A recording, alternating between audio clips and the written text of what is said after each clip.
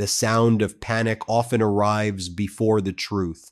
On a night meant to celebrate ritual, access, and the polished theater of Washington power, chaos tore through the illusion. The White House Correspondents' Dinner, an institution built on symbolism as much as journalism, was suddenly transformed into something far darker when reports of gunfire and a security emergency sent shockwaves through the Washington Hilton. Guests ducked, agents moved, senior officials were rushed from the room. Reporters struggled to understand what was unfolding. For a moment, the normal choreography of political spectacle dissolved into confusion. But almost immediately, another story began unfolding, one that may prove even more consequential than the incident itself.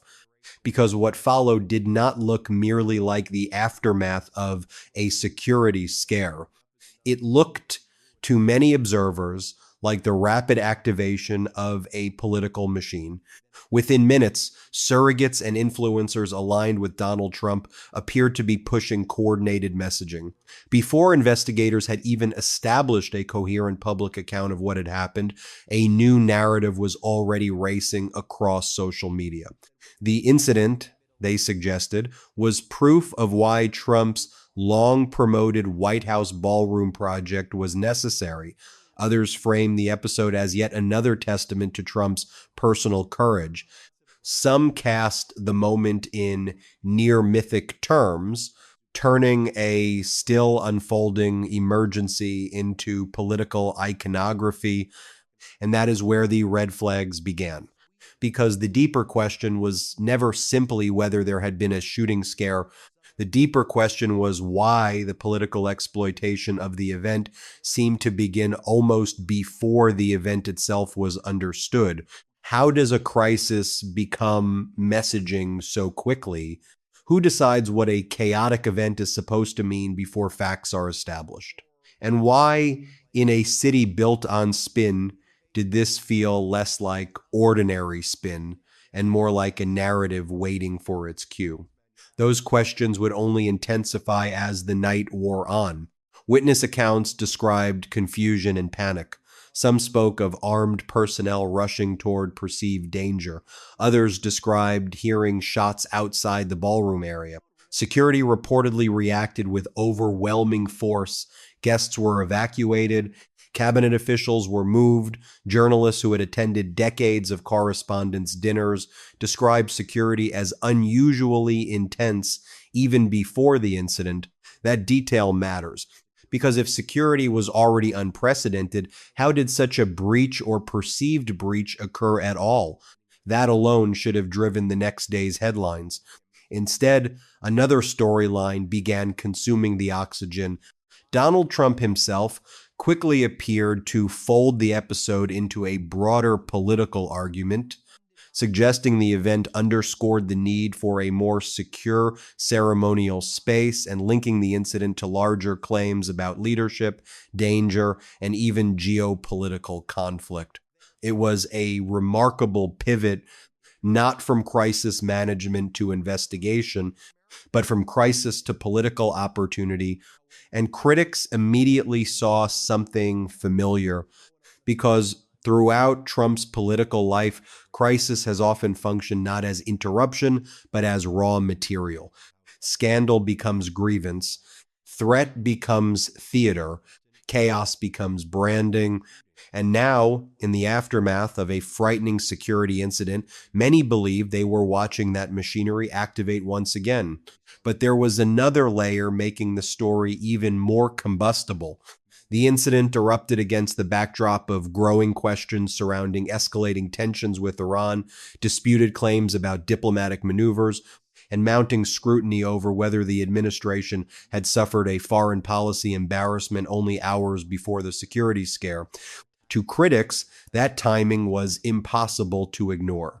Because if a political crisis was brewing overseas and humiliating headlines were beginning to emerge, then a dramatic domestic security incident followed by a flood of emotionally charged messaging could serve another function: distraction, deflection, narrative replacement, Whether intentional or not, the effect was the same.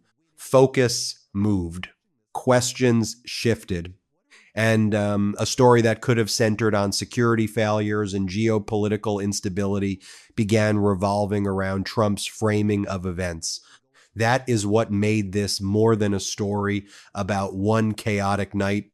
It became a story about how modern political power absorbs crisis, how events are interpreted before they are understood, how spectacle can outrun facts, and how in the Trump era, even danger can become content.